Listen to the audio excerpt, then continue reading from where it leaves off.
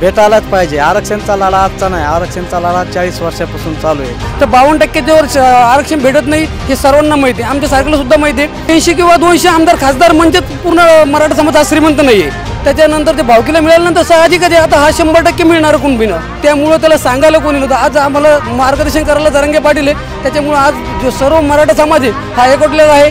मग जो विरोध होतोय तर तो का विरोध होतोय, मला तो प्रश्न पडलेला आहे। सन्माननीय भुजबळ साहेबांना पण मी विनंती करेल की साहेब, तर त्या बाबाचं म्हणणं होतं की बाया नाचवल्या पाटलांनी, बंडलाचे बंडल उधळले, आमकं झालं टमकं झालं। तर मराठा समाज हा 18 पकड 12 बलुतेदार लोकांना सगळ्यांना सोबत घेऊन चालणारा समाज आहे। आमचा शाहिरी बाणा पोवाडा संच टीम आहे।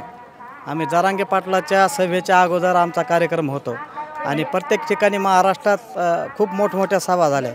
त्या ठिकाणी जेवढ्या काही सभा झाल्या त्या सभेची सुरुवात या शाहिरी बाणांनी केलेली आणि उत्कृष्ट असा प्रतिसाद, भरपूर आता असा प्रतिसाद आम्हाला महाराष्ट्रातून मिळतो आणि मराठा समाजाची जी संख्या आहे, मराठा समाज मोठ्या प्रमाणात त्या सभेसाठी हजर असतो। एकंदरीत आरक्षणाबद्दल काय सांगा? आरक्षण भेटायलाच पाहिजे। आरक्षणचा लढा आजचा नाही, आरक्षणचा लढा 40 वर्षापासून चालू आहे। अण्णासाहेब पाटलापासून ते मनोज जरांगेपर्यंत, म्हणजे आजचा लढा नाही येतो। आरक्षण हे मराठा समाजाला मिळायलाच पाहिजे, कारण दिवसेंदिवस पाहतो की आपण बेरोजगारी वाढत आहे।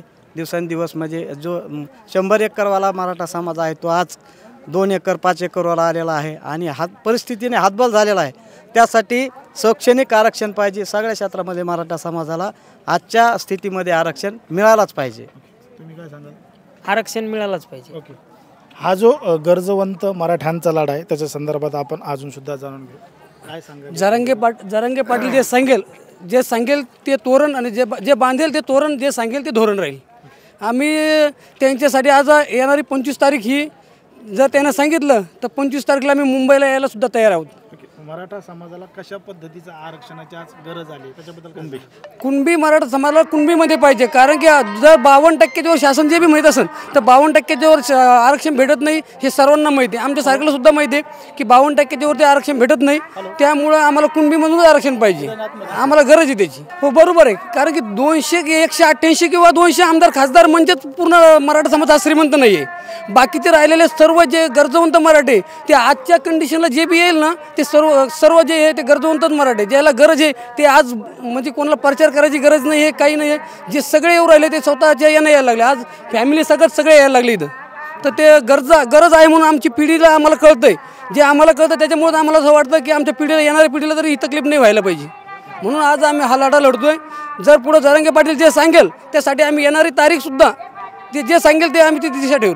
100% यशस्वी होता दिसतोय। आता जे 54 लाख सापडले त्याच्यामध्ये त्या 54 लाखामध्ये त्याच्या फॅमिलीला सगळ्याला मिळालं पाहिजे, त्याच्यानंतर त्याच्या भावकीला मिळालं पाहिजे, त्याच्यानंतर ते भावकीला मिळाल्यानंतर साहजिकच आता हा 100% मिळणार कुणबीनं, सरकार कारणीभूत होतं। आणि एक आपण 54-58 मोर्चे काढले होते, पण त्या मोर्चाला एक नेतृत्व नव्हतं कोणाचं तरी, त्यामुळं त्याला सांगायला कोणी नव्हतं। आज आम्हाला मार्गदर्शन करायला जरांगे पाटील आहे, त्याच्यामुळं आज जो सर्व मराठा समाज आहे हा एकवटलेला आहे, हा असाच राहणार आहे शेवटपर्यंत। जोपर्यंत आरक्षण भेटत नाही तोपर्यंत एकवटलेला राहणार आहे, याच्यामध्ये कुठेही राजकारण येणार नाही आणि काहीच नाही। आणि मी तर सर्वप्रथम तुमच्या चॅनलचं अभिनंदन करेल की आपण सर्वसामान्य मराठ्यांनी ज्यांनी लढा उभा केलेला आहे त्यांच्या बाईट घेत आहेत।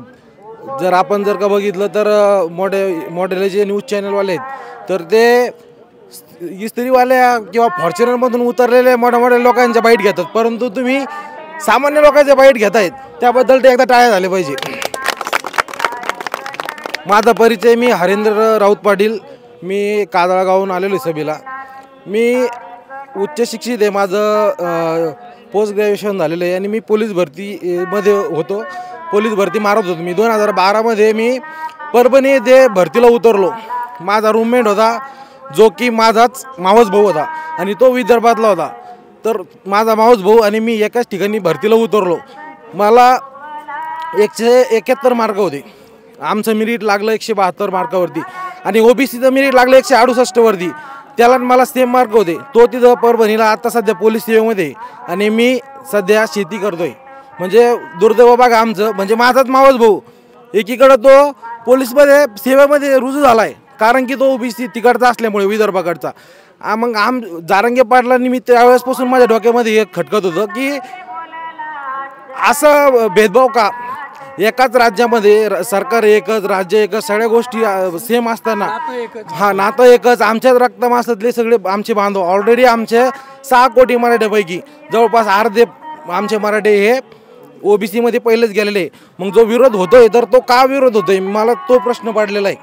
हे जे लोक आहे फक्त हे राजकीय दृष्टिकोनातून प्रेरित होऊन हे लोक विरोध करतायत. सन्माननीय भुजबळ साहेबांना पण मी विनंती करेल की साहेब, आपण संविधानिक पदावर आहात आणि तुम्हाला चांगल्यापैकी माहिती आहे, परंतु तुम्ही फक्त विरोधकारापुरता विरोध करू नका, राजकारणापुरतं राजकारण बिलकुल करू नका. आमचे लोक ऑलरेडी OBC होते आणि आम्ही पण OBCतच आहोत. आमची फक्त एक सरकारला विनंती आहे की अंमलबजावणी झाली पाहिजे OBCतून, कारण की पूर्वीपासून आम्ही OBC आहे आणि OBCतून आरक्षण जोपर्यंत मिळणार नाही तोपर्यंत हा लढा आणखीन तीव्र होत जाईल. सरकारला याचे परिणाम येणाऱ्या काळामध्ये निश्चितपणाने भोगावे लागतील, याच्याबद्दल तीळ मात्र काही शंका असण्याचं कारण नाही. 100 हे बघा 1951 मध्ये भूदान चळवळीमध्ये आता आम्हाला एक बाबाचा एक व्हिडिओ आला. मी पण यूट्यूबरच आहे, मी पण माझं बी चॅनल आहे यूट्यूबला. मी तो म्हणजे चांगल्यापैकी अभ्यास केला. तर त्या बाबाचं म्हणणं होतं की बाया नाचावल्या पाटलांनी, बंडलाचे बंडल उधळले, अमकं झालं डमकं झालं. सर्वसामान्य जर का गावगाड्यातली जर का स्थिती बघितली आपण तर मराठा समाज हा 18 पकड 12 बलुतेदार लोकांना सगळ्यांना सोबत घेऊन चालणारा समाज आहे.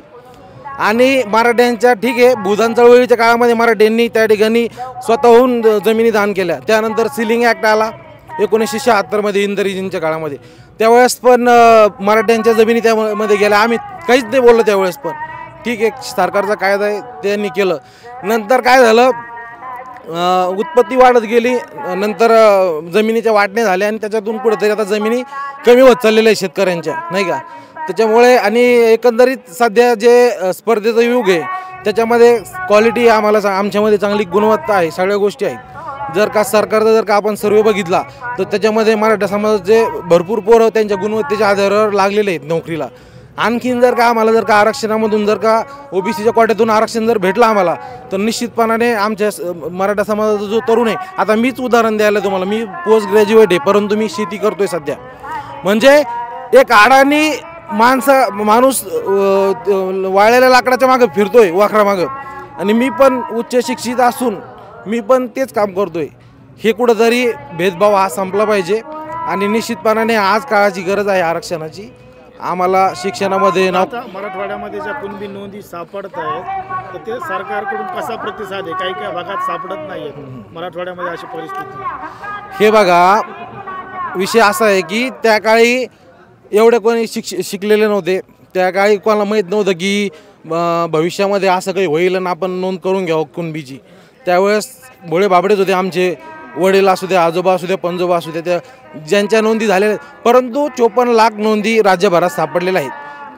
त्याच्या आधारे सरकारला या ठिकाणी एक कायदा पारित करून निश्चितपणाने आरक्षण मराठ्यांना देता येईल. आणि अधिवेशनामध्येच हे सगळं व्हायला पाहिजे होतं. परंतु कुठंतरी हे जे सरकार आहे सत्ताधारी सरकार हे पण मराठ्यांसोबत खेळी करत आहेत. आता ज्या नोंदी सापडत आहेत त्याच्यामधून काही फायदा होईल? निश्चितपणाने होईल ना, का नाही होणार. माझं एकच म्हणणं आहे, 54 लाख नोंदी सापडलेल्या आहेत. सरसकट मराठ्यांचा हक्क आहे, अधिकार आहे. आम्ही कोणत्याही मुडक्यावर पाय देऊन नाही राहिलो. आम्ही पहिलेच आरक्षणात होतो आहे आणि राहू. आमचे जितके बांधव आहेत अर्ध्याच्यावर आमचे जर का मराठे जर का आरक्षणात असतील तर मग आम्ही काय पाप केलं? म्हणजे लढा यशस्वी होताना दिसतो. निश्चितपणाने यशस्वी जोपर्यंत होणार नाही, तुमच्या चॅनलच्या माध्यमातून केंद्र सरकार राज्य सरकारला माझी एक इशारा आहे, जोपर्यंत आम्हाला आरक्षण भेटणार नाही तुम्ही सत्तेवर या जा काही असू द्या, सरकारला आम्ही निश्चितपणाने धारेवर धरून आम्ही त्यांच्या छाताडावर बसूनच आरक्षण घेऊ, याच्याबद्दल काही दिल मात्र शंका नाही. आमच्या गावामध्ये सुद्धा बरेच असे म्हातारे माणसाला जर तुम्ही गावात आले आणि विचारलं तर गावामध्ये जी पाटलाची गल्ली ना त्या पाटलाच्या गल्लीला आता लोक बी म्हातारे लोक काय म्हणते कुणब्याची गल्ली म्हणायचे. याचा अर्थ आम्ही कुणबी ऑलरेडी आहेच. आज बी जर तुम्ही आमच्या गावात आले कुसळीमध्ये जर त्याला विचारलं की कुणब्याची गल्ली कोणती तर जी पाटलाची गल्ली ना तिलाच कुणब्याची गल्ली म्हणायचे. आम्ही आहेच ऑलरेडी कुणबी, त्यामुळे आम्ही OBC मध्ये आहेच, याच्यातली ती मात्र शंका नाही आहे. आता तुमच्या गावातल्या काही लोकांना प्रमाणपत्र मिळतं? नाही, आतापर्यंत मिळालेलं नाही आहे. अजून चालू बी झालं नाही, काही 2-3 नोंदी भेटल्या पण ते आता नवीन नोंदी त्या नवीन म्हणजे 2004च्या का काही अशी नोंदी त्या मुलायच्या, त्याच्यामुळे ते हे होणार नाही. आमच्या ज्या जुन्या नोंदी आहे हां ज्या आमच्या शोधा लागेल त्या अच्छा हैदराबाद संस्थान होतं ना आपलं मराठवाडा त्या तिकडे नोंदी आमच्या